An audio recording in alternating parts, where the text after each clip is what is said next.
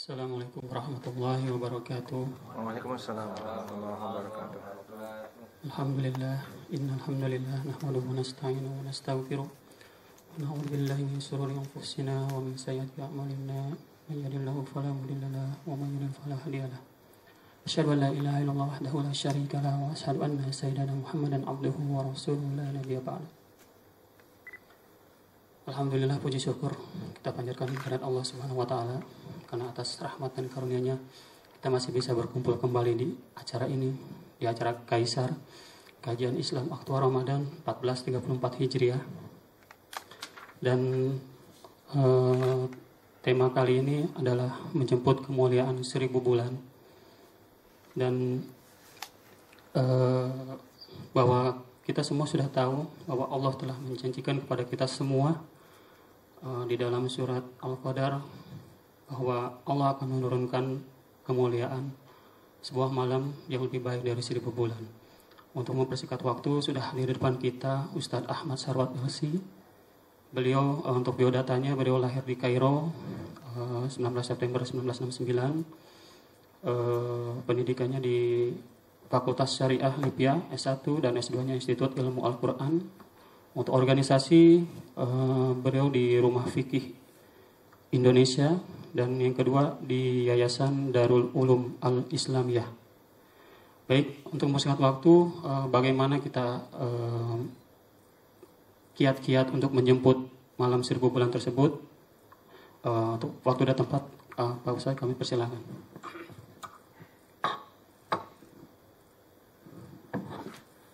Bismillahirrahmanirrahim. Assalamualaikum warahmatullahi wabarakatuh.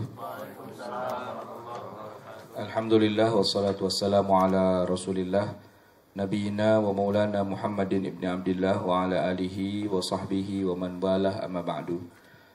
Ikhwati fillah rahimakumullah.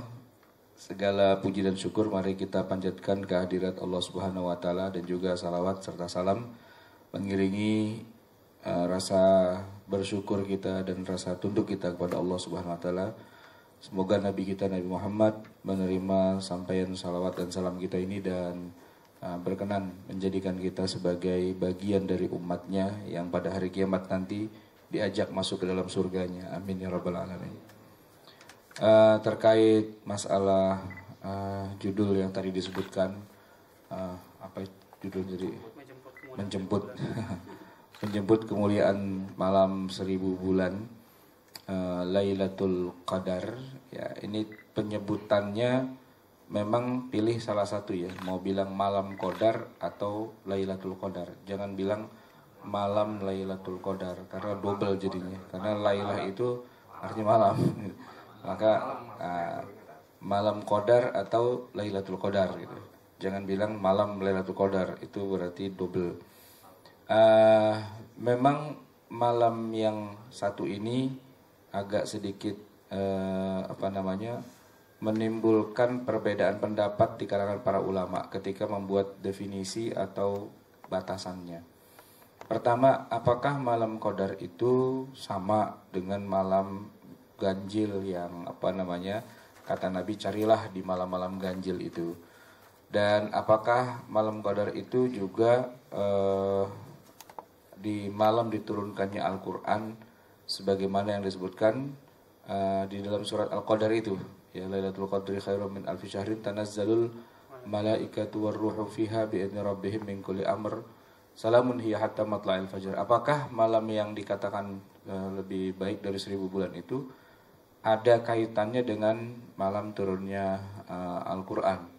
Sebab di dalam banyak sirah nabawiyah disebutkan bahwa Rasulullah itu pertama kali menerima wahyu itu pada tanggal 17 Agustus. Sementara di sisi yang lain Nabi bilang carilah malam Qadar itu di 10 hari yang terakhir, khususnya pada malam-malam ganjil. Berarti kan nggak connect nih antara 17 Ramadan dengan malam-malam ganjil, ya kan?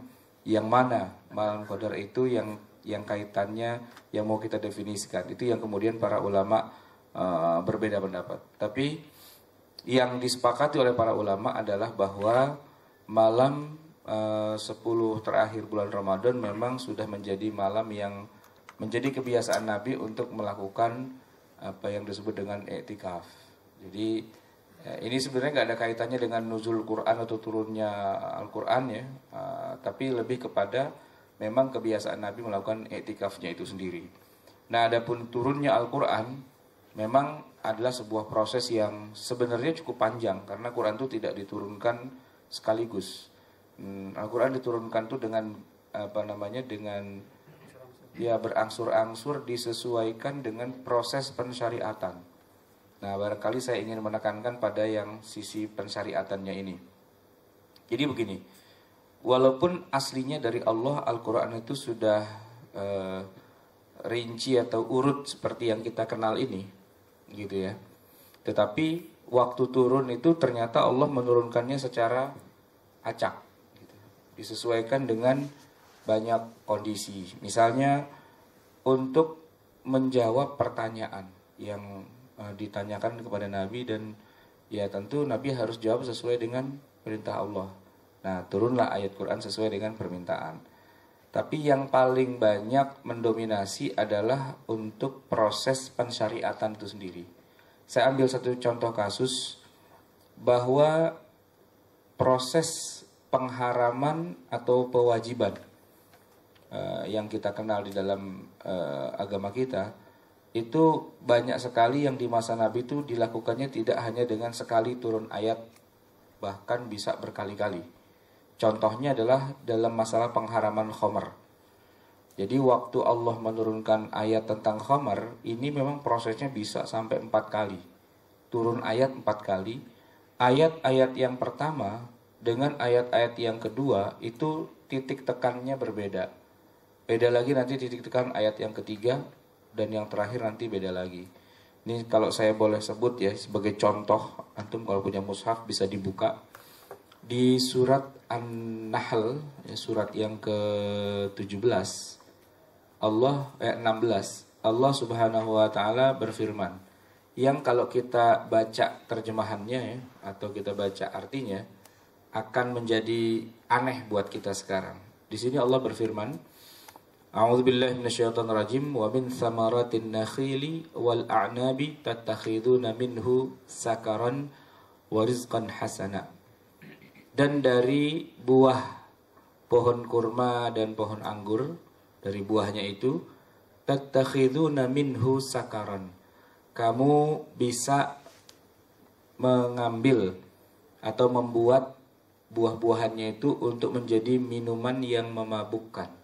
Tattakhiduna minhu sakaron, kamu membuat minuman yang memabukkan dan kemudian menjadi rizki yang baik untuk kalian. Menjadi rizki yang baik untuk kalian. Jadi kita disuruh oleh Quran untuk bikin khamar dan diperjualbelikan, dan hasilnya adalah rizqon hasanah, rizki yang baik, gitu. Ini ayat Quran loh, ini ayat Quran, ini wahyu yang Allah turunkan. Nah, kalau kita baca ayat ini begitu saja tanpa dikaitkan konteks kapan dia turun dan bagaimana proses pensyariatan, ya orang-orang yang tidak mengerti bagaimana cara menarik kesimpulan hukum dari Al-Quran akan mengatakan, tuh kan Al-Quran saja membolehkan kita minum khamar ya, bisnis khamar dan seterusnya.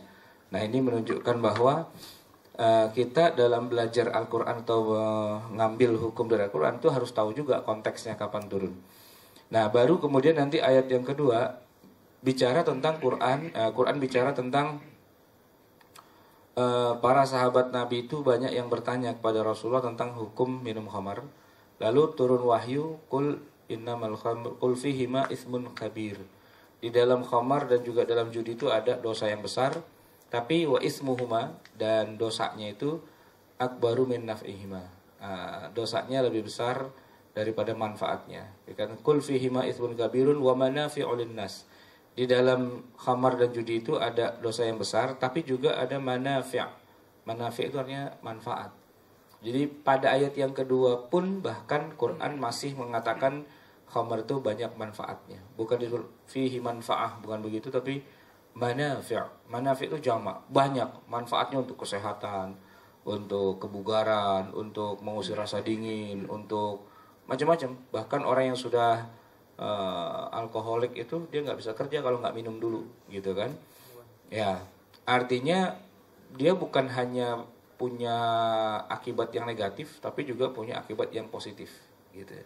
Itu ayat yang kedua turun tentang khamar. Nah, kalau kita pakai ayat itu sekarang, ya jadi kacau lagi nanti hukumnya. Oleh karena itu kemudian turun lagi ayat yang ketiga yang bunyinya ya ayyuhalladzina amanu la taqrabus shalah wa antum sukara. Wahai orang yang beriman, kamu nggak boleh sholat dalam keadaan mabuk, gitu. Nah, berarti mabuk itu sudah haram, cuma hanya pada waktu tertentu, yaitu menjelang sholat. Kalau udah selesai sholat, ya udah nggak haram lagi. Ya sore-sore kita mau sholat nih gitu ya, maka nggak boleh minum. Ya, yang pada punya kebiasaan minum sore hari gitu, entar dulu. Kenapa? Karena dikit lagi maghrib. Nah, habis maghrib mau minum, entar dulu. Kenapa? Dikit lagi isya. Nah, habis isya ke subuh kan jauh tuh. Nah, disitulah mereka pada mabok lagi. Dan yang mabok itu bukan siapa-siapa, ya para sahabat Nabi, gitu. Mereka pada minum. Kenapa? Karena pada saat itu belum diharamkan secara total, diharamkannya parsial, yaitu menjelang waktu sholat. Itu kenapa kok diharamkannya waktu sholat? Karena ada kasusnya. Di masa Nabi itu pernah ada seorang sahabat lagi mabok sholat jadi imam, gitu. Jadi bacaannya nggak bisa sempurna. Dia baca qul ya ayyuhal kafirun, tapi nggak ketemu ayat penutup. Ya kan, muter-muter di situ karena terulang 2 kali kan. Qul ya ayyuhal kafirun la a'budu ma ta'budun wala antum abiduna ma a'bud wala ana abidu ma abattum wala antum abiduna ma a'bud wala ana abidu ma abattum wala antum abiduna ma a'bud. Dia nyasar muter-muter di situ, nggak keluar jalan keluar. Nggak ketemu jalan keluarnya gitu. Sampai ada makmum yang bilang lakum dinukum. Nah, baru oh iya lakum dinukum waliyadin. Mabok. Nah, karena memang saat itu belum diwajibkan kita untuk meninggalkan khamar, belum diharamkan. Nah, barulah kemudian ayat yang terakhir turun, khamr itu diharamkan secara total. Innamal khamru wal maisiru wal ansabu wal azlamu rijsun min amali syaiton fajtanibuhu. Nah, tapi empat-empatnya itu ada di Quran kita ini dan kita baca, gitu. Nah, kalau orang yang nggak ngerti bagaimana cara menarik kesimpulan hukum dari Al-Quran, boleh jadi dia ketemu ayat yang pertama, ya, yang menyebutkan dan dari pohon kurma dan anggur kamu bisa bikin khamr, bisa bikin minuman keras dan kamu bisa mendapatkan rezeki yang baik. Tuh kan Quran aja bilang boleh kok, gitu. Nah, maka kita memperingati istilahnya nuzul Quran, turunnya Al-Quran berangsur-angsur, itu ada satu pesan yang penting, yaitu kita harus tahu proses mana yang turun duluan dan mana yang turun belakangan. Prinsipnya kalau dia turun duluan lalu ada ayat yang serupa turun belakangan, maka yang belakangan itu bertentangan dengan yang duluan, maka yang belakangan itu akan menganulir hukum yang turun duluan. Nah, yang jadi pertanyaan, emang bisa Al-Quran itu saling menganulir ayatnya satu dengan yang lain, gitu? Ya, jawabannya bisa. Kenapa kok bisa? Karena emang Allah maunya begitu. Ya, ayat-ayat yang turun di awal tuh lebih global, lebih umum, lebih sesuatu yang sifatnya belum terlalu detail. Tapi ayat-ayat yang turun terakhir itu sudah mulai detail dan itulah yang lebih berlaku. Nah, cuman yang jadi masalah begini, kita ini kan orang awam. Kalau kita baca Quran, mushaf, oke lah kita tahu ini surat apa, ini ayat berapa. Cuman masalahnya ayatnya masih berlaku apa enggak, itu nggak ada informasinya di sini. Di mushaf Al-Quran itu nggak ada informasinya. Jadi kalau kita baca gitu ya, ini ayat masih berlaku nggak ya gitu. Ini nggak ada informasinya di sini, tidak ada di footnote bahkan. Terus gimana caranya biar kita bisa merujuk pada Al-Quran? Dari mana kita bisa tahu bahwa ayat ini masih berlaku, ayat ini tidak berlaku? Ayat ini berlaku umum, yang ini berlaku khusus. Dari mana kita bisa tahu? Ya, jawabannya ya dari syariah Islam. Ketika kita belajar ilmu fikih, ilmu syariah, nah, itu kan sumbernya dari Quran, dari hadis, tapi lebih merupakan kesimpulannya. Ya, kesimpulannya itulah yang kita jadikan sebagai patokan. Walaupun barangkali kita baca ayat Qurannya, tapi kita bukan orang yang punya kemampuan untuk menarik kesimpulan hukumnya.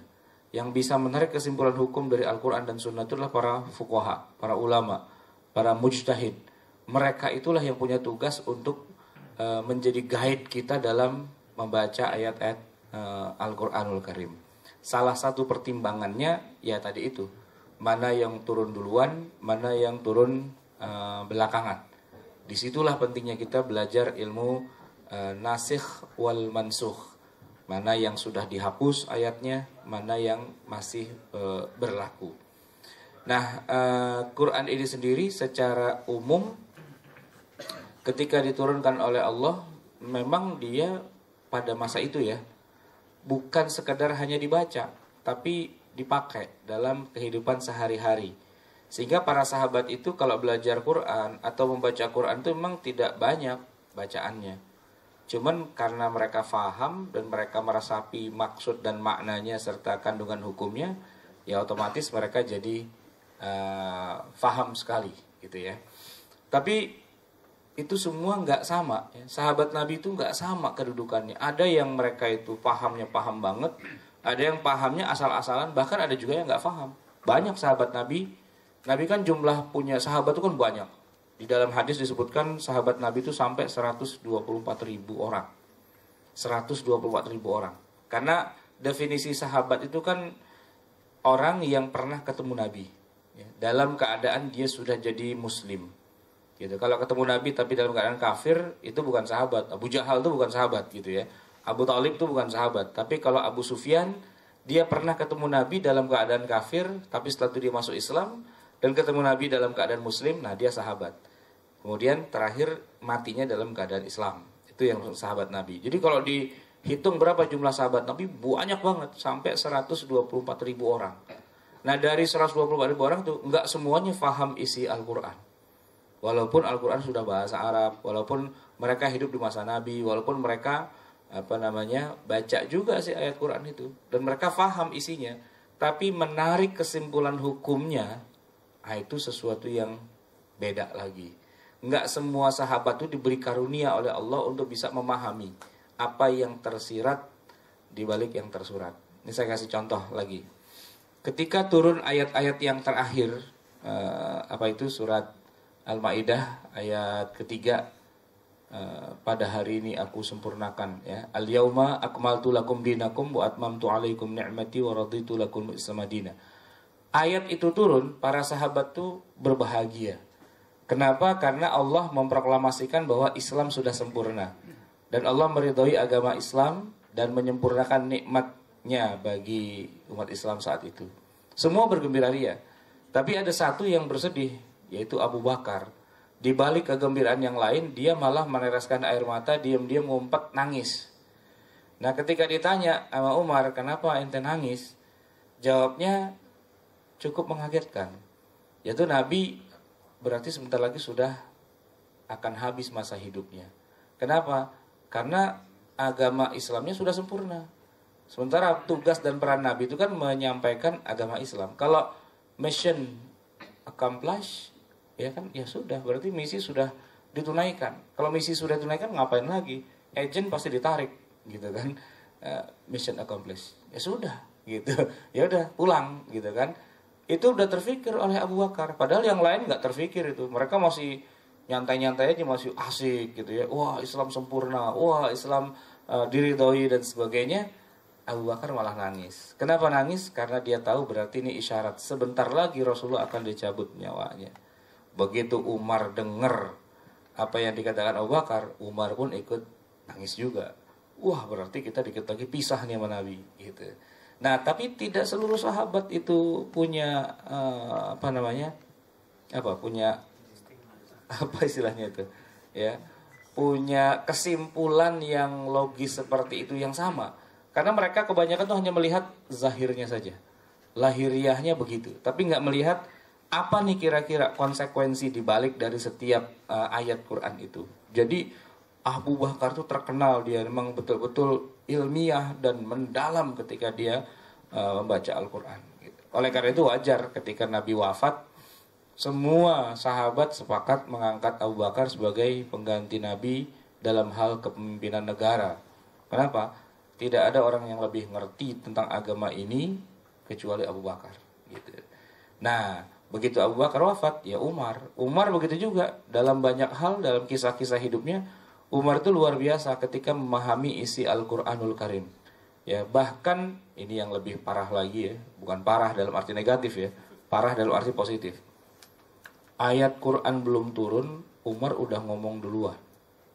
Dia melebihi Al-Quran gitu ya. Kan begini kisahnya. ketika terjadi perang Badar, itu terjadi perbedaan pendapat. Apakah perang ini kita teruskan atau kita hentikan? Kalau kita teruskan, berarti kepala orang kafir tuh kita potong semua, kita penggal. Tapi kalau kita hentikan, berarti mereka nggak kita potong kepalanya, tapi kita tangkap saja, kita ikat, kita jadikan tawanan. Jadi ini maksudnya habisi nyawa mereka sampai mati semua, atau sudah hentikan saja, toh mereka sudah nggak punya lagi, sudah nggak,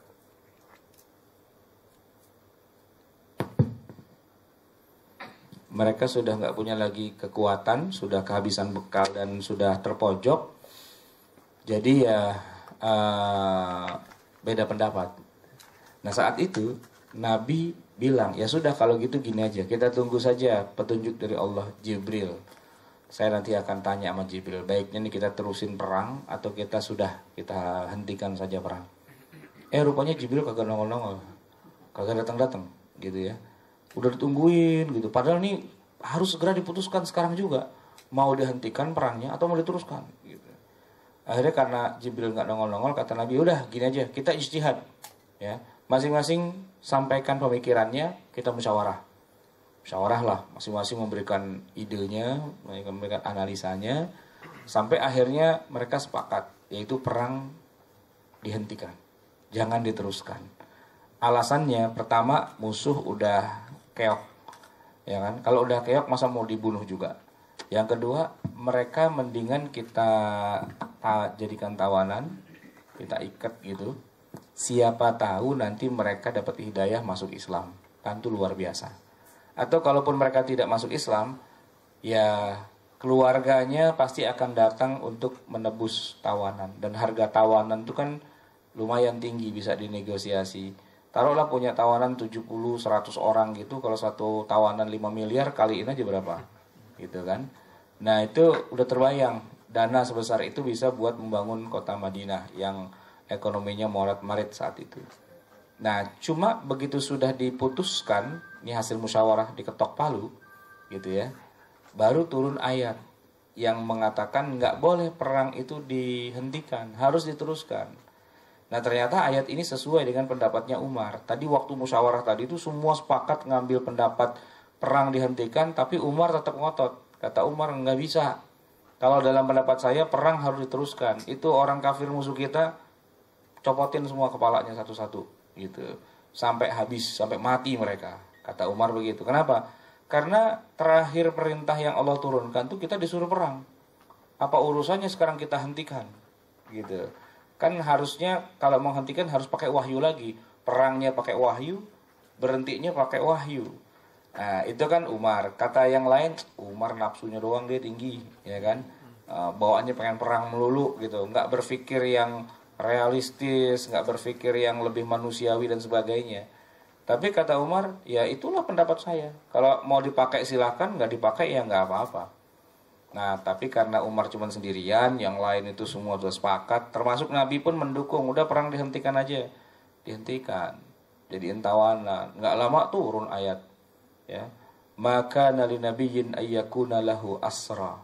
Tidak pantas bagi seorang nabi punya tawanan padahal perang masih berkecamuk, belum waktunya untuk berhenti udah berhenti gitu. Itu Nabi begitu dapat ayat itu langsung nangis. Kenapa? Karena ijtihad beliau nggak sama dengan wahyu. Begitu juga para sahabat, mereka juga pada ketakutan gitu. Kita salah nih berijtihad gitu. Kata Nabi, nggak apa-apa. Orang kalau sudah berijtihad lalu keliru tidak dosa gitu ya. Tidak dosa, tidak ada siksaan gitu, nggak ada gitu. Tapi kalau seandainya orang berijtihad salah itu berdosa, ya pastilah kita udah mati semua. Pasti Allah turunkan azab kalau emang itu dosa. Tapi karena nggak dosa ya nggak apa-apa. Ya sudah, kita ikuti Al-Quran gitu ya. Nah seandainya Allah turunkan azab kepada kita gara-gara kita salah, ini kita sudah pada mati nih harusnya. Yang hidup cuma satu orang doang. Cuman Umar doang yang hidup itu berarti. Karena Umar yang pendapatnya sejalan dengan wahyu gitu kan.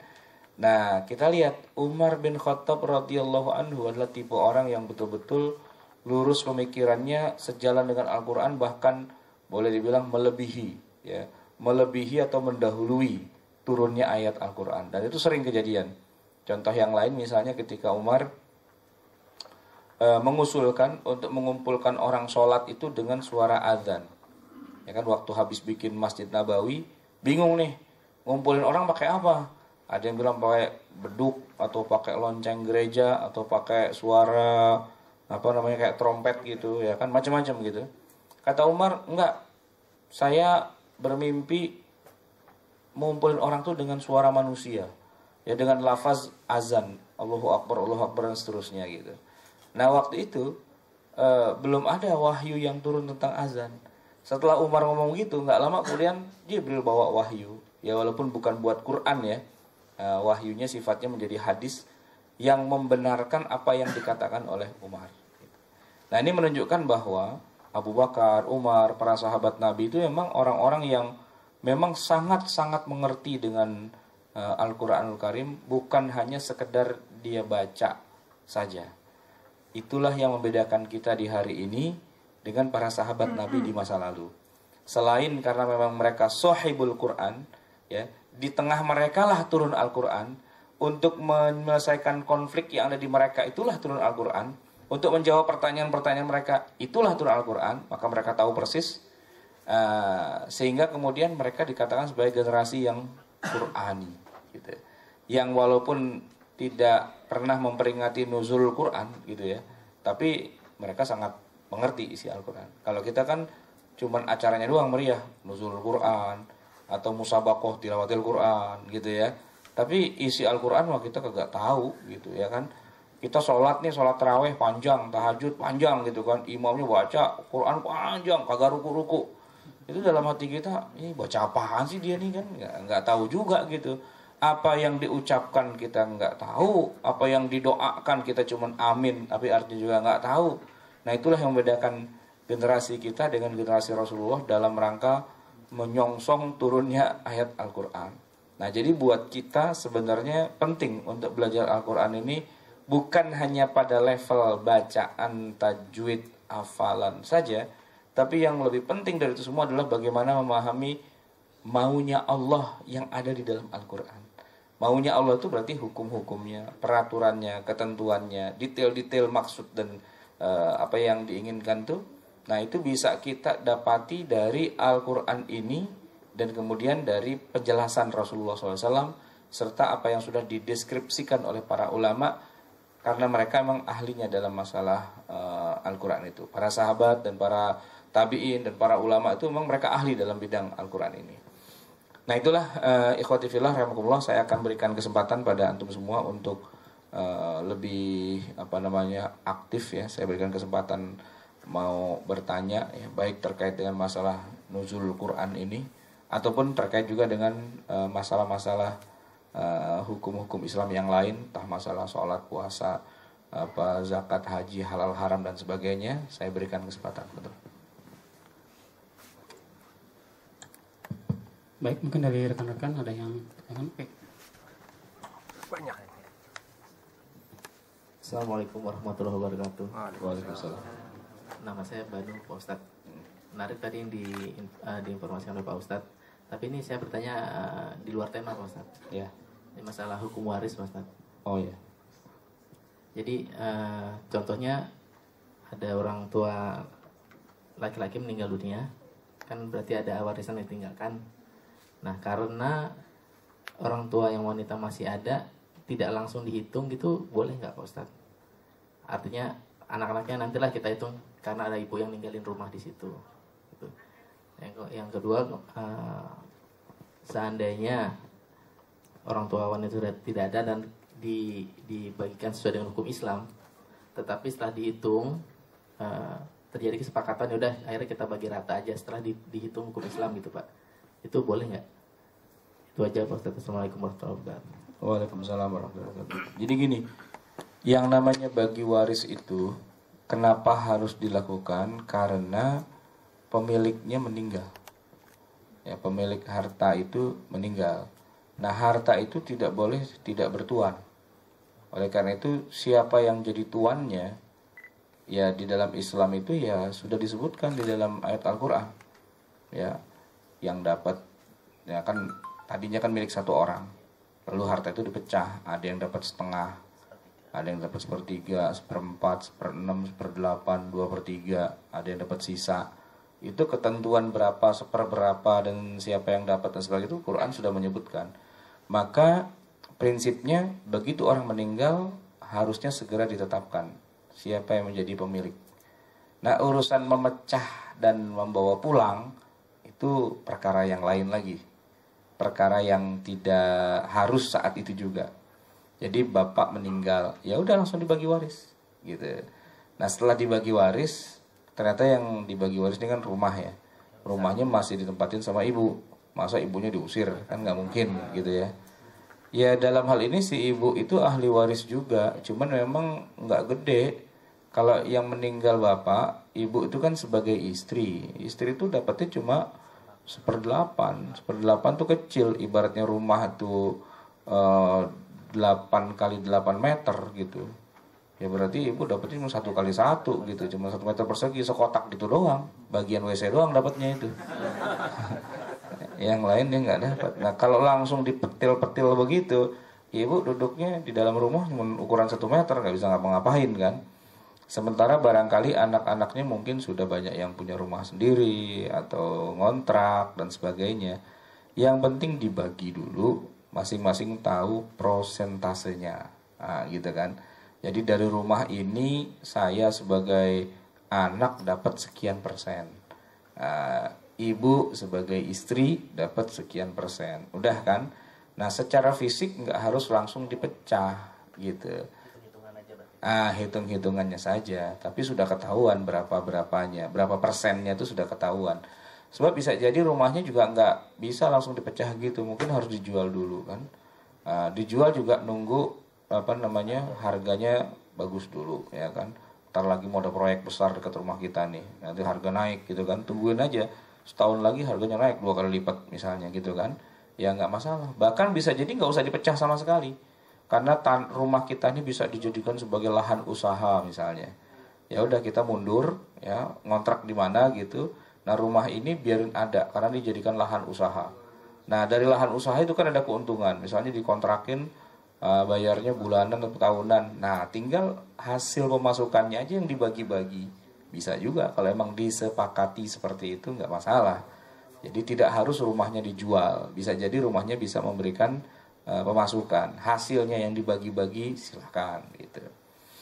Itu yang pertama. Yang kedua tadi saya lupa tadi. Ya, setelah tahu hitungannya lalu ada kesepakatan bagi rata aja. Jadi gini, kalaupun mau dibagi rata, itu syaratnya harus dibagi sesuai dengan hukum Islam dulu. Ya, yang ibu dapat 1/8, yang anak dapat sekian. Udah, ini masing-masing udah tahu nih jatahnya, berapa nilainya udah tahu. Nah, setelah itu mereka mau saling berbagi di antara mereka, itu lain urusan. Tapi tidak boleh langsung di-bypass. Kalau langsung di-bypass berarti kita seperti meninggalkan hukum Islam. Hukum Islam itu harus dibagi dulu secara waris.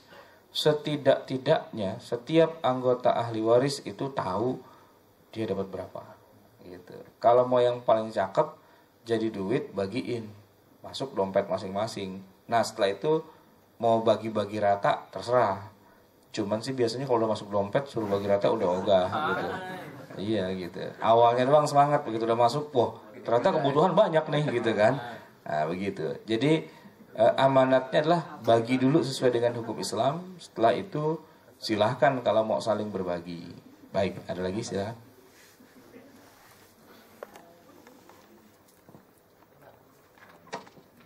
Bismillahirrahmanirrahim. Assalamualaikum warahmatullahi wabarakatuh. Waalaikumsalam. Saya mau bertanya Ustaz tentang perbedaan-perbedaan Pak yang ada di Indonesia ini. Perlu kita ketahui ya bahwasannya di Indonesia ini kan banyak sekali Pak ya perbedaan-perbedaan, diantaranya ormas-ormas Islam Pak ya. Ada NU, ada Muhammadiyah, ada Persis dan sebagainya. Nah yang dimana mereka di masing-masing ormas Islam ini banyak sekali Pak pemahaman-pemahaman perbedaan gitu Pak. Contohnya kayak tahlil. Kalau di NU mungkin boleh, kalau di Muhammadiyah nggak boleh. Jadi seperti itu Pak. Nah di sini saya mau tanyakan bagaimana sih Pak mengatasi masalah seperti itu. Jadi yang membuat kita tuh bingung gitu Pak. Jadi seperti itu. Begitupun juga di NU kan tahlil dia punya dalilnya. Muhammadiyah juga kenapa tahlil itu nggak boleh, karena dia punya dalilnya juga. Jadi seperti itu Pak, bagaimana cara mengatasi masalah problem seperti itu. Terus pertanyaan saya yang kedua, bagaimana caranya memaknai tentang hukum dan ketentuan Allah yang ada dalam Al-Quran. Jadi seperti itu Pak. Terima kasih. Wassalamualaikum warahmatullahi wabarakatuh. Waalaikumsalam warahmatullahi wabarakatuh. Ya kalau yang namanya perbedaan pendapat itu nggak usah NU sama Muhammadiyah. Ya. Di zaman Nabi itu para sahabat saja sudah berbeda pendapat, gitu. Dan Nabi nggak bisa mengatasinya dalam arti udah lu nggak boleh berbeda pendapat, satu aja udah gitu, nggak bisa. Kenapa? Karena perbedaan pendapat tuh sesuatu yang sudah datang dari sononya, dari Allahnya udah berbeda itu, dari Allahnya udah berbeda. Contoh begini, mungkin ada yang pernah dengar qori yang udah senior baca Quran, dia baca dengan qiraat yang bukan biasanya kita dengar. Kalau kita kan biasanya baca qiraat kita lewat jalur hafaz, ya riwayat Imam Hafaz dari Asim kan begitu. Tapi kan qiraat tuh nggak cuma satu, ada banyak, ada istilah qiraah sab'ah, qiraah asyroh. Pernah dengar orang baca surat bukan wadduha tapi bacanya wadduha? Pernah dengar nggak? Wadduha, wadduha wal laili idza saja ma wadda'aka rabbuka wa ma qala. Gitu. Itu kalau kita belum pernah dengar rasanya pengen nimpuk aja tuh imam kayak gitu tuh. Ya, Quran dibakal main, nah begitu. Tapi kalau kita belajar ilmu qiraat, memang ada qiraat yang seperti itu. Bahkan disebutkan qiraat itu mutawatir dari Nabi juga, dan Nabi ya tentu dari Allah. Sebagian riwayat menyebutkan dulu Nabi ketika berdakwah ke suatu kaum, ini kan dialeknya beda mereka emang. Mereka selalu berakhir dengan ini bukan Betawi ya, bukan ya, orang Arab gitu. Ketika Nabi ajarkan baca nih, ikuti saya, wadduha wal laili idza saja gitu kan. Itu kaum itu nggak bisa emang, nggak bisa bilang wadduha, bilangnya wadduha wal laili idza saja gitu. Nabi bukan wadduha, wadduha gitu kan. Iya wadduha gitu. Bukan he dia bilang gitu, masih he aja kan. Akhirnya kata Nabi susah nih gitu. Dia lapor sama Jibril, Jibril lapor sama Allah gitu kan. Besoknya Jibril turun bawa wahyu yang khusus diturunkan buat kaum itu saja dengan dialek mereka. Jadi Nabi ngajarin lagi dari mula, udah sekarang ikutin saya, wadduha gitu. Nah kaum itu bilang, dari kemarin saya juga udah ngomong wadduha. Kenapa jadi begini gitu kan. Nah itu emang aslinya dari sononya udah beda, udah lain. Nah itu kemungkinan pertama. Kemungkinan yang kedua, memang kebenaran tuh tidak mungkin hanya satu. Kebenaran tuh bisa saja ada 2, 3, 4, 5, 10, 100, 200 mungkin. Contohnya apa? Ketika Rasulullah sholat, kadang-kadang ya, beliau meletakkan tangannya itu di atas dada. Taruhnya itu di sini. Gitu. Jadi sholatnya kayak orang kedinginan gini. Ya kan?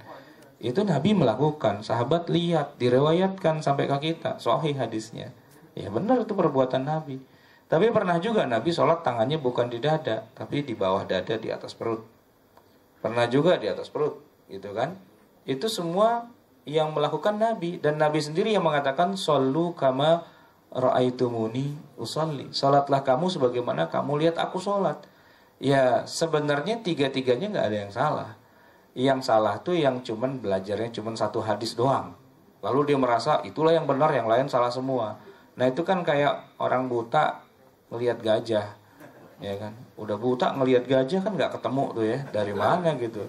Paling dia bisa ngeraba doang, pas diraba bagian gadingnya, terus dia ambil kesimpulan, berarti gajah itu lancip katanya gitu. Temennya buta juga gitu, dia bilang siapa bilang gajah lancip? Gajah itu lebar kayak kipas, ternyata dia pegang kupingnya gitu kan. Yang lain bilang gajah itu bulat besar kayak gentong, ternyata dia pegang perutnya. Itu seandainya 3 orang tuh berantem sampai pagi nggak ketemu itu, ya kan, berantem aja terus dia. Salahnya apa? Salahnya mereka buta, itu aja. Coba kalau mereka melek lihat, oh gitu gajah, pantesan gitu ya. Nah kebanyakan kita masyarakat ini nih belajarnya cuma dari satu guru, ya kan, satu guru. Jadi satu doang itu jalurnya. Dia nggak pernah belajar dari guru yang lain, nggak pernah dari kitab yang lain. Satu-satunya cuma itu, dan gurunya geblak juga lagi ngajarin, ini yang paling benar yang ini, yang lain udah salah semua dah, begitu. Ya udah jadi kacau balau akhirnya. Nah sebenarnya kalau mau disalahin, jangan salahin gurunya juga mungkin dulu diajarinnya begitu juga ya. Ya salahin tuh Rasulullah, kenapa sholatnya lain-lain kan gitu. Salahin aja Nabi kan, kenapa lain-lain. Ya bukan salahin Nabi tentunya, salah kita karena kita belajarnya terbatas ilmunya, nggak luas ya, nggak punya perbandingan mazhab, itu aja masalahnya. Nah maka kalau di zaman sekarang, antum tadi bilang ada NU Muhammadiyah, ada satu tahlilan satu tidak. Sebenarnya sebelum ada NU dan Muhammadiyah, ribut-ribut tahlilan udah ada dari zaman dulu. Gitu. Tapi kenapa kok jadi kayak yang serangnya di NU dan Muhammadiyah gitu ya? Karena begini, ada tokoh-tokoh yang dia mendukung tahlilan. Kebetulan dia jadi pejabat di NU, ya kan? Dia bikin aja fatwa. Pokoknya kalau NU harus tahlilan. Nah begitu. Yang satu lawannya, gitu kan? Kebetulan dia jadi pejabat di Muhammadiyah. Dia bikin fatwa, pokoknya kalau Muhammadiyah tidak boleh tahlilan. Nah akhirnya tuh ke bawah-bawah, orang yang kagak tahu urusan, ente kan NU, tahlil, ente kan Muhammadiyah, nggak boleh tahlil, begitu. Sama ribut-ribut kapan 1 Ramadan, itu kan nggak ada urusan antara NU dengan Muhammadiyah atau dengan yang lain.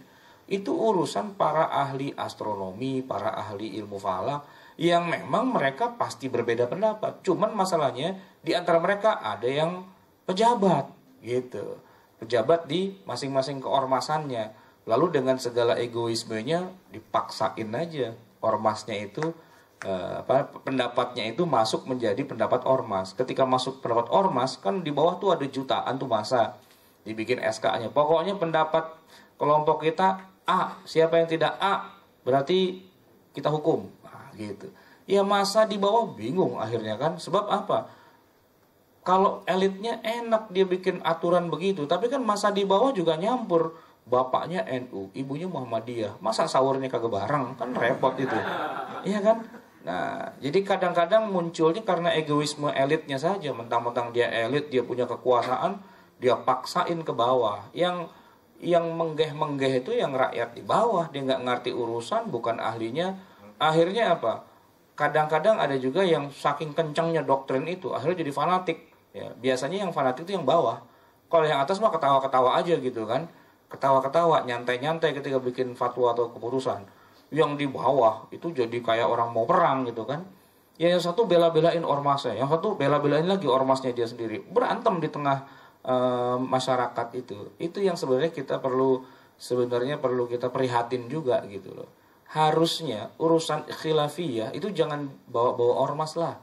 Apalagi bawa-bawa suku gitu ya. Jangan gitu.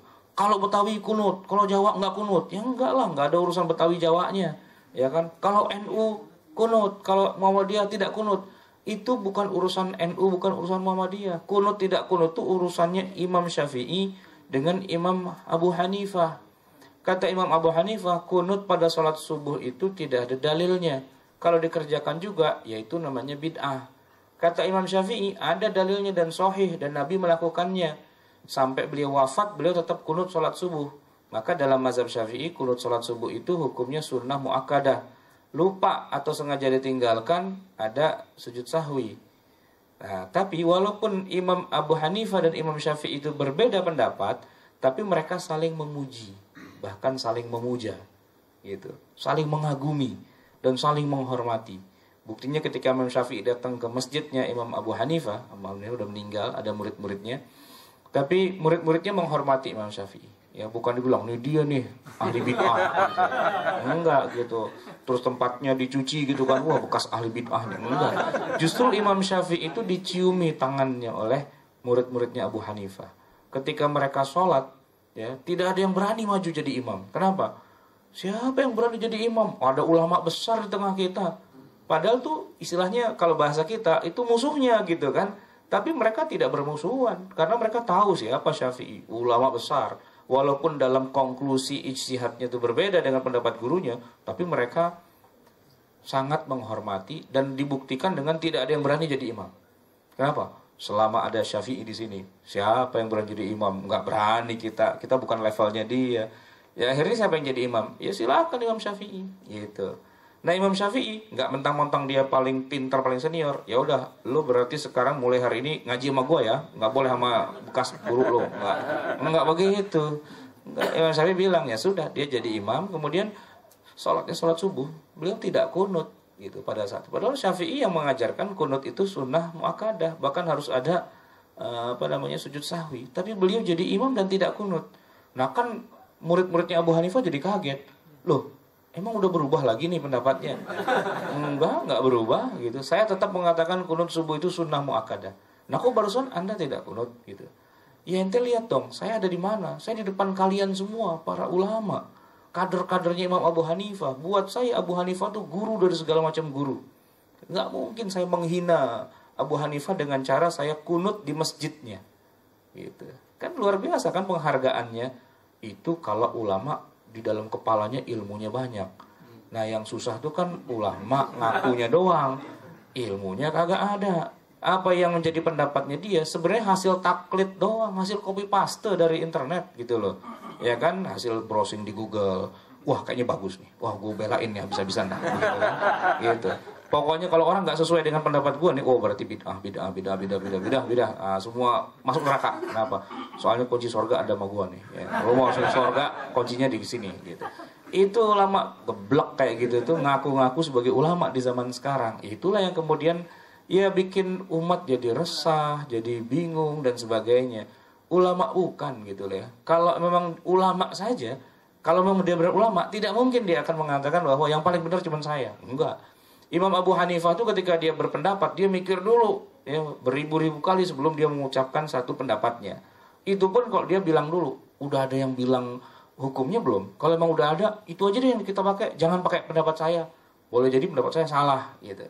Tapi kalau belum ada yang berpendapat apapun, nah dia baru mengeluarkan statementnya. Itu pun dia bilang, kayaknya sih yang benar ini, tapi mungkin juga salah gitu kan. Nah ulama yang lain begitu juga. Padahal mereka kapasitasnya emang sudah ulama ya. Ya kita lihatlah kayak dokter gitu. Ya, dokter kalau yang makin tinggi levelnya, dokter spesialis gitu ya. Itu kalau dia mau nganalisa, dia nggak berani main kasih obat begitu aja. Dia mesti, periksa lab dulu pak, cek dulu, cek ini, cek itu dan sebagainya. Bahkan dokter bedah jantung nggak bisa main bedah-bedah perut orang gitu kan. Bagian lo jantung, perut mah nggak jangan dibedah-bedah kan gitu ya. Nah itu karena mereka tahu mana wilayah keilmuan mereka. Tapi kalau makin rendah levelnya, apalagi bukan dokter di bawahnya lagi, tukang obat, wah ngomongnya tinggi banget kan. Cuman kalung doang sama gelang bisa mengobati 1000 macam penyakit, kanker ini. Bahkan cuman batu doang dicelupin di air mengobati segala macam penyakit. Ya itu kan bukan dokter, itu dukun tukang ngibul malah sebenarnya itu kan. Ya, tapi karena masyarakat kita nggak bisa bedakan mana dokter, mana tukang ngibul ya. Benyamin tukang obat, tukang ngibul itu kan ngibul tuh kan di perempatan jalanan. Wah saudara-saudara, ini obat segala macam penyakit, gak tuh isinya cuma terigu doang dikasih garam gitu kan. Nah ini yang muncul di tengah masyarakat.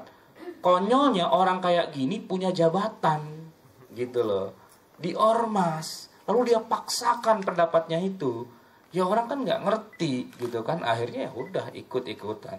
Padahal harusnya yang namanya ormas itu tidak boleh mengeluarkan fatwa. Kenapa? Mereka bukan ahli fatwa. Boleh nggak ormas itu mengeluarkan pengumuman bahwa Indonesia diserang penyakit kolera? Fatwa dari Muhammadiyah. Boleh nggak? Ya nggak boleh lah. Siapa Muhammadiyah ngomong-ngomong tentang penyakit kolera? Ya kan? NU keluarin fatwa, Indonesia terserang kanker gitu. Ya nggak boleh lah, kenapa? Siapa NU ngomong-ngomong kanker? Kan bukan bidangnya. Nah di dalam ormas-ormas itu, emangnya ada ulama? Kan nggak ada, itu kan cuma jabatan doang. Jabatan itu tidak mengubah orang jahil jadi alim. Enggak gitu loh. Yang bisa bikin jadi alim itu orang belajar. Kapan seorang bisa dibilang jadi dokter? Apakah karena dia ikut organisasi lalu masuk bidang kesehatan lantas dia jadi dokter? Ya enggak lah. Walaupun ada seksi kesehatan, kita bikin panitia nih. Seksi kesehatan siapa? Si Udin gitu kan. Apa urusannya Udin jadi seksi kesehatan? Habis gak ada lagi, udah Udin aja lah gitu kan. Nah sekarang boleh nggak Udin main bedah-bedah perut orang aja? Kok Udin bedah perut orang? Habis saya seksi kesehatan. Seksi kesehatan itu jabatan mas gitu loh. Ya kan? Bukan dokter. Nah Udin itu harus kuliah dulu di fakultas kedokteran. ya paling enggak 6 tahun, 7 tahun ikut PTT, ya kan, dapat surat izin praktek dan sebagainya, baru dia boleh bedah perut orang. Jadi jangan sampai ulama itu dia terangkat jadi ulama karena jabatan. Jabatan sebagai lembaga fatwa A, lembaga fatwa B. Nggak bisa gitu loh.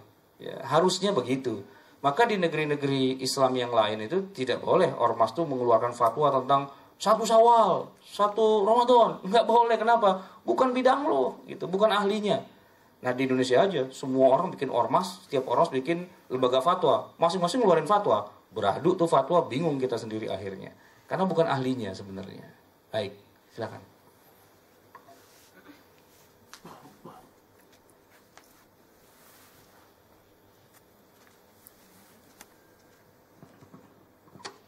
Cek, mungkin ada yang lain dari Ikhwan?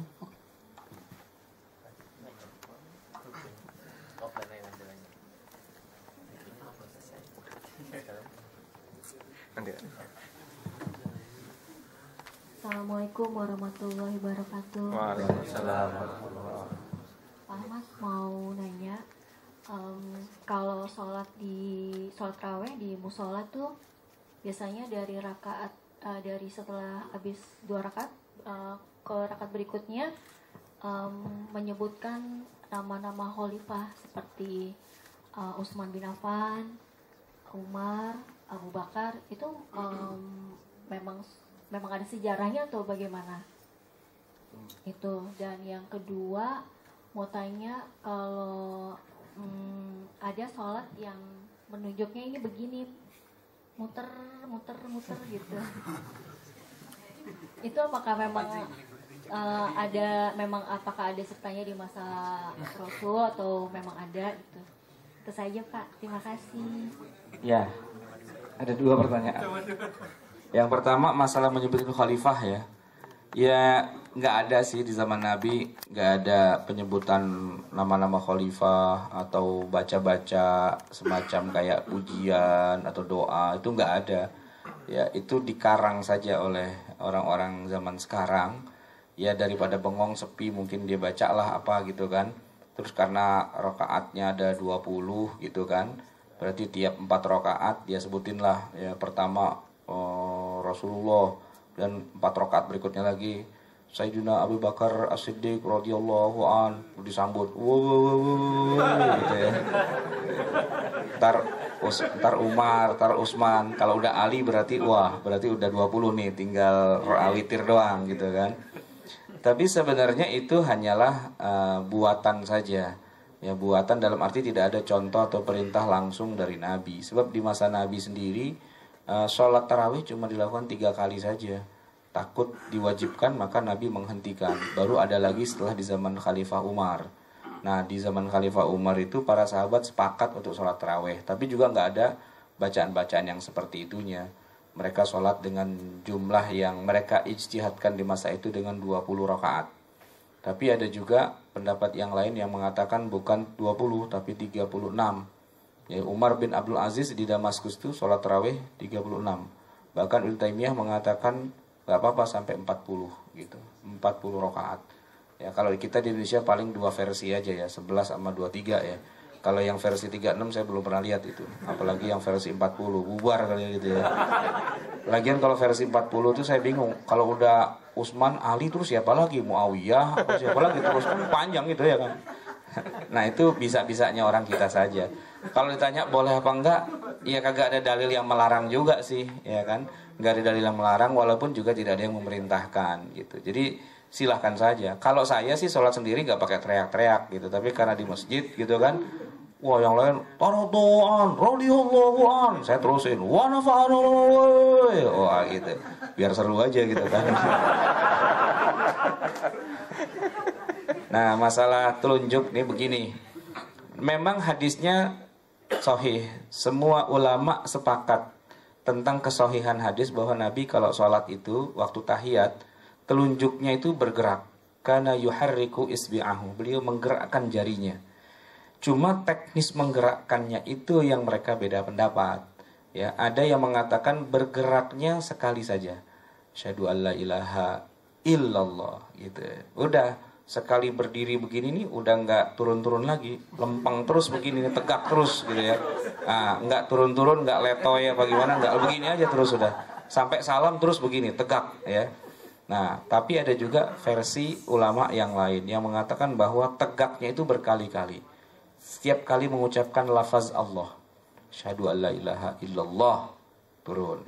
Wa asyhadu anna Muhammadar Rasulullah, turun gitu. Setiap kata-kata Allah gitu. Nah, ada juga versi yang ketiga, itu menggerakkan terus-menerus dari awal tahiyat sampai akhir.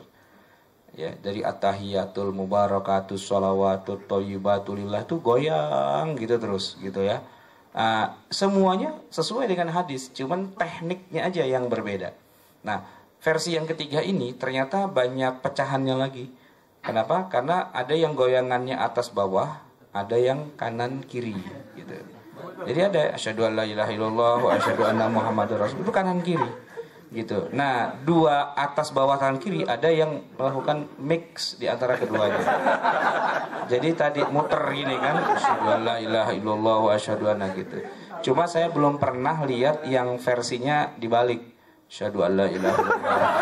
Belum pernah. Mungkin boleh juga kalau mau menciptakan ya koreografi yang terbaru ya. Ini menurut ijtihad terbaru begini gitu ya. Nah, gitu. Ya, itu semua adalah khilaf yang dibolehkan dan dimungkinkan. Kenapa? Karena sumbernya dari Rasulullah. Selama yang goyang itu telunjuk ya. Tapi kalau di luar telunjuk nggak boleh juga ya. Misalnya orang Jawa kan bilang kurang sopan ya kalau sama orang ditanya mana rumah Pak Lurah itu gitu kan, itu kan nggak sopan. Kalau orang Jawa tuh sopannya pakai jempol. Nah, jadi ya nggak boleh lah asyhadu an la ilaha illallah asyhadu anna Muhammadar Rasul. Lu kok pakai jempol Mas gitu? Kurang sopan gitu. Itu nggak boleh karena bunyi hadisnya Nabi menggerakkan telunjuknya, bukan jempolnya gitu. Jempol itu mungkin bisa goyang kalau pas lagi sholat ada yang ringtone HP-nya bunyi, kebetulan dangdut kan, mau goyang kagak enak jempolnya goyang gitu ya. Baik, ada lagi silakan atau sudah habis waktunya? Belum. Sampai jam berapa nih kita? Sampai imsak. Ayo terus.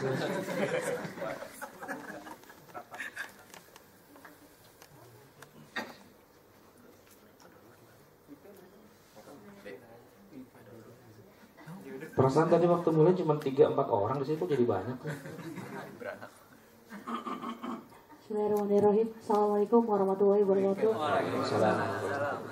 Ustaz, saya mau bertanya nih, penasaran sama dengan sholat tarawih. Kan ada yang bilang sejarah sholat tarawih itu pada dasarnya kan gak ada ya. Ada yang bilang itu doif.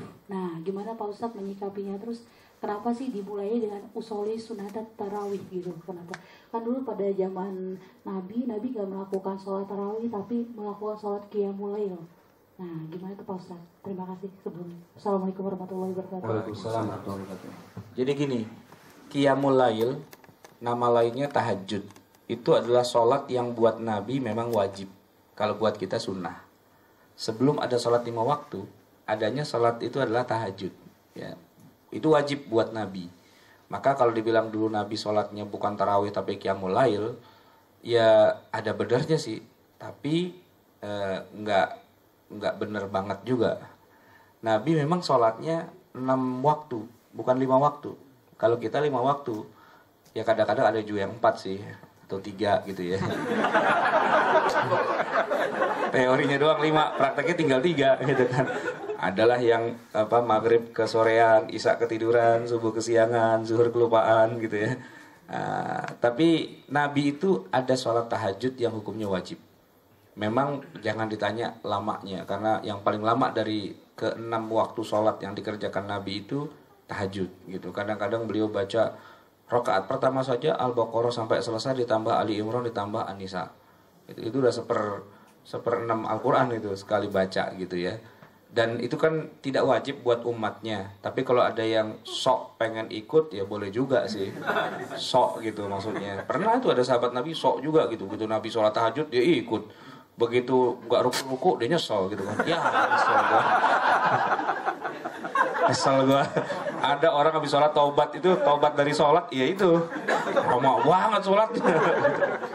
Nah, Buat Nabi wajib, tapi buat sahabat tidak, buat kita juga tidak. Itu sunnah saja. Wa minal laili fatahajjat bihi nafilatan laka. Nah, kalau salat tarawih ya, ini lain lagi kasusnya. Ketika pertama kali Nabi diwajibkan untuk berpuasa Ramadan tahun kedua Hijriyah, masuk malam pertama Ramadan sesudah sholat Isya, Nabi tidak pulang. Nabi melakukan sholat sunnah. Waktu itu namanya belum disebut tarawih. Ya pokoknya sholat lah begitu. Dan para sahabat ya karena Nabi sholat sunnah ikut. Ya malam pertama, kedua, ketiga, malam keempat Nabi begitu selesai sholat Isya pulang. Kunci pintu nggak keluar lagi. Gitu. Para sahabat udah sampai di masjid, ya mana dia orangnya gitu.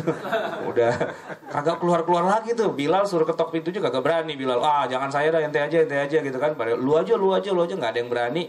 Sampai subuh itu kemudian ketika salat subuh Nabi dirubung sama para sahabat kan. Nabi udah bilang, pasti mau nanya ya kenapa semalam kita kagak sholat gitu kan.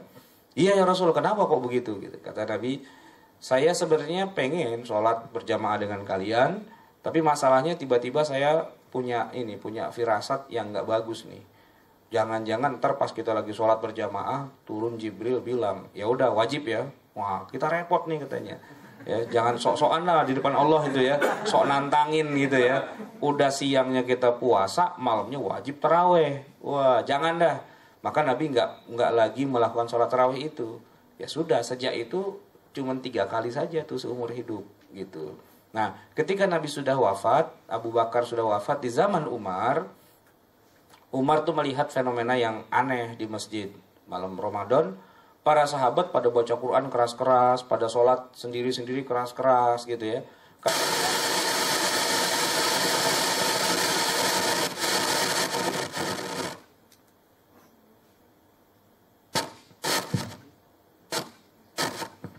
Kata Umar, enggak seperti ini kalau melihat contohnya di masa Nabi.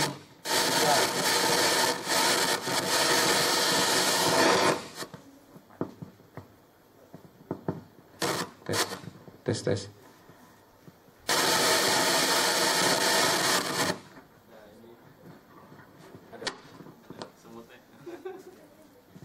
Enggak seperti ini contohnya di masa Nabi.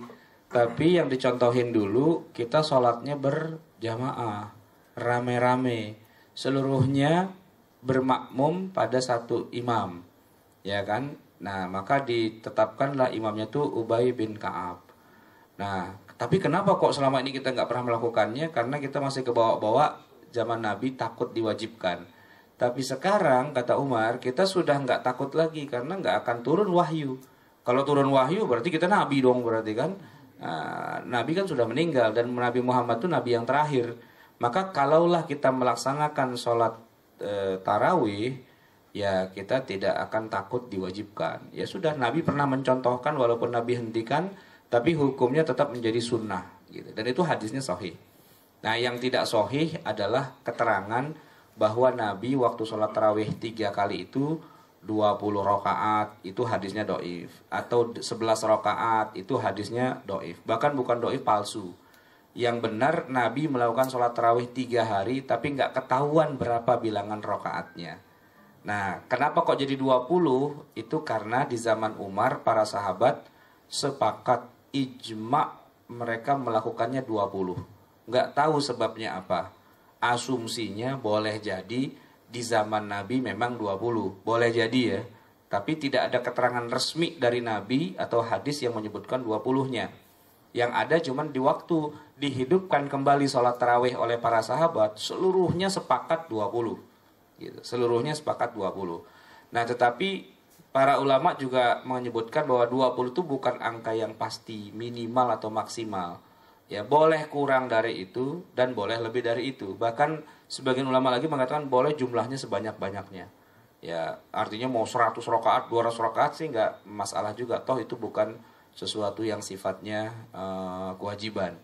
Dan di bawah dari 20 juga boleh, 11 boleh. Bahkan lebih kecil lagi boleh, 4 rakaat, 2 rakaat. Orang kagak sholat aja kagak dosa kok sebenarnya. Ya kan? Bukan satu yang sifatnya kewajiban gitu.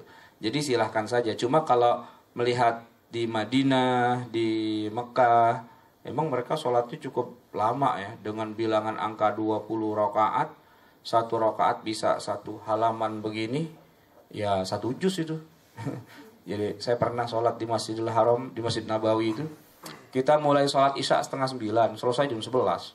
Dengan tarawehnya, dengan apa namanya kunutnya. Kan 2,5 jam itu kan. Tapi hebatnya, nggak ada yang pulang gitu. Ya. Kan kalau di kita, di masjid dekat rumah saya itu ada. Tarawehnya 20. Nah ini teman-teman yang biasa tarawehnya 8 itu kalau udah 8 rakaat dia pulang. Gitu. Saya tanya, kenapa pulang mas? Yang sunnah yang 8 gitu katanya. Wah iyalah saya bilang gitu kan, nggak masalah. Tapi pernah kita tuh umroh bareng bulan Ramadan gitu kan. Sampai di sana kan tarawihnya 20. Dia udah 8 rakaat nih gitu. Begitu imam mulai lagi dia ikut juga. Kan saya juga rada-rada heran kan, mas biasanya 8 pulang mas. Diam aja nih, tiket mahal lagi. Iya loh, orang umroh 20 juta ya, masa cuma 8 rakaat pulang dia kan. Dia akhirnya sholatnya 20 terus tiap hari. Cuman dia bilang sama saya, lu diem-diem aja jangan bilang-bilang ya kalau aku 20 di sini katanya. Iya, kita takut banget sih dibilangin 20 gitu. Ya gitulah kira-kira. Baik, tadi sudah terjawab ya berarti ya. Oke, ada lagi mungkin? Yang usoli ya. Kalau usoli memang bukan ada disebutkan di dalam hadis itu enggak. Jadi aslinya tuh yang namanya niat kan memang cuma di dalam hati. Cuman sebagian ulama itu berijtihad. Kalau orang tuh susah menghadirkan hatinya, bolehlah dia tegaskan dengan lafaz di lidah. Sengaja aku sholat tarawih sunnah ya.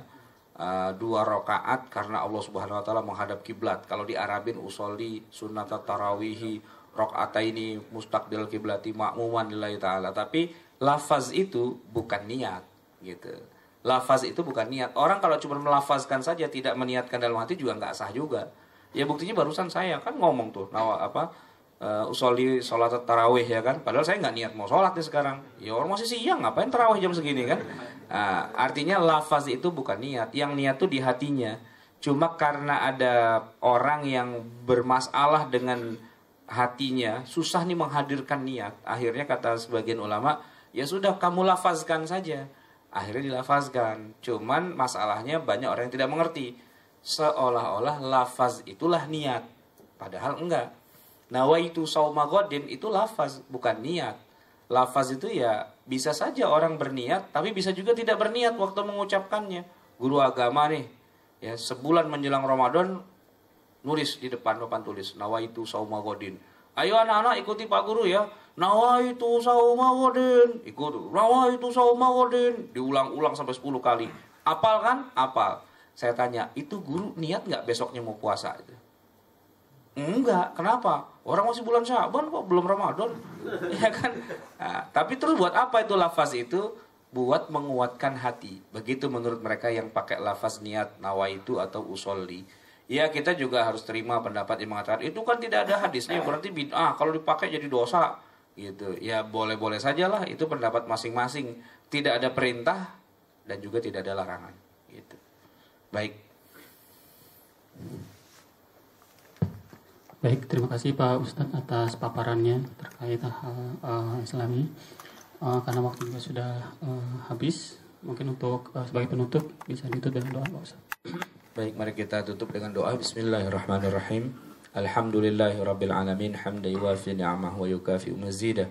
Ya Rabbana lakal hamdu wa lakal syukru kama yanbaghi li jalali wajhika wa li'azimi sultanik. Subhanaka la nuhsi thana'an 'alaika anta kama athnayta 'ala nafsik. Falakal hamdu hatta tarda wa lakal hamdu idza radit wa lakal hamdu ba'da ar-ridha. Allahumma salli wa sallim wa barik ala nabiyyina Muhammadin wa ala ali Muhammad. ربنا ظلمنا أنفسنا وإن لم تغفر لنا وترحمنا لنكونن من الخاسرين ربنا آمنا بما أنزلت واتبعنا الرسول فاكتبنا مع الشاهدين ربنا لا تزغ قلوبنا بعد إذ هديتنا وهب لنا من لدنك رحمة إنك أنت الوهاب ربنا أرنا الحق حقا وارزقنا اتباعه وأرنا الباطل باطلا وارزقنا اجتنابه ربنا آتنا في الدنيا حسنة وفي الآخرة حسنة وقنا عذاب النار وصلى الله على نبينا محمد وعلى آله وصحبه أجمعين والحمد لله رب العالمين والسلام عليكم ورحمة الله وبركاته.